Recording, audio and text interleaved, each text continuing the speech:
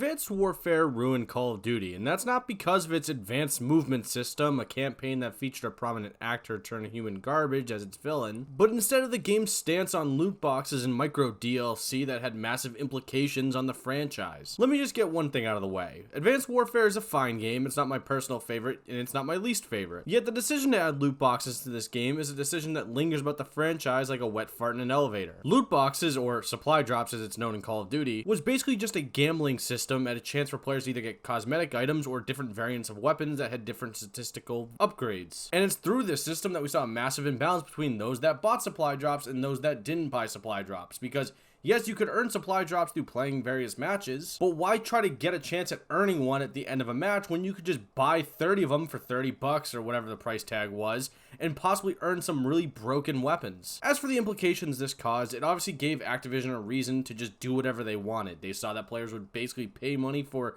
literally anything or just for some sort of advantage in the game, which gave Activision the reason to put it into numerous games after this. Like I said, it gave Activision all the reason to basically say, oh, the players will literally buy anything, so then let's just do that and add micro DLC into every game possible. I mean, you're seeing it in Modern Warfare 2 2022 right now, where they're adding pay-to-win things in their bundles. But the variants found in supply drops literally proved that people will buy anything for just a little bit of an upgrade over their opponents. Like the ASM-1, I think it was called the Speakeasy upgrade that you could get, and there was also a BAL-27 and an HBR-A3 that would absolutely tear opponents apart. What I'm basically saying here is the supply drop system is the tuck rule. I mean, the supply drop system just ruined Call of Duty for years and years by providing micro DLC and pay to win, whereas the tuck rule provided Tom Brady destroying the league. I had no problem with it as a Patriots fan, but I know some people that did. And again, with Activision seeing the opportunity to capitalize on the player base that's willing to spend money on any sort of advantage possible, it's led to them coming up with a bunch of new shady business practices to completely screw over their consumers. Again, i.e.,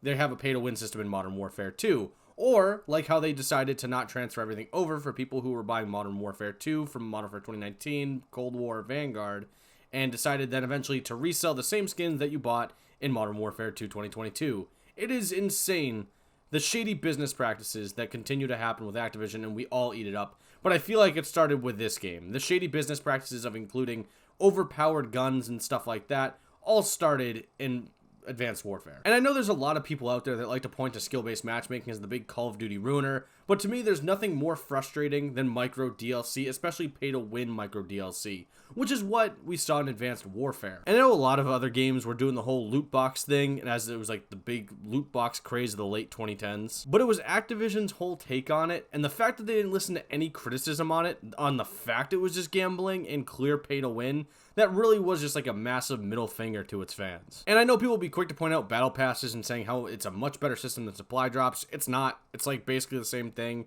It's just a disguise for them to hide their shady business practices. Again, I think Advanced Warfare's supply drops are what really ruined Call of Duty. I mean, I know skill-based matchmaking, again, is a big problem in the franchise as a whole.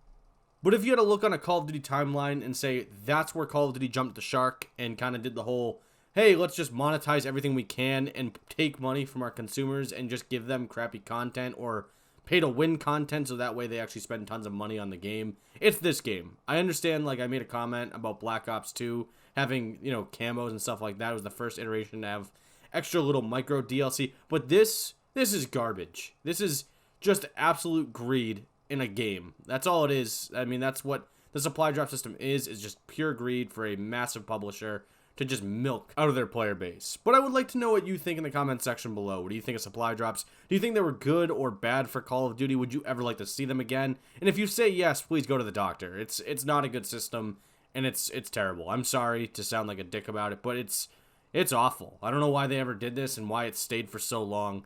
It's pure evil. And again, for the people that think that battle passes are a good thing, there's a reason why they abandoned the whole supply drop thing and then did the battle pass thing. They know where the money's at. Activision's smart. They know what they're doing, I think. Yeah, so again, let me know what you think in the comment section below, and love you, bye!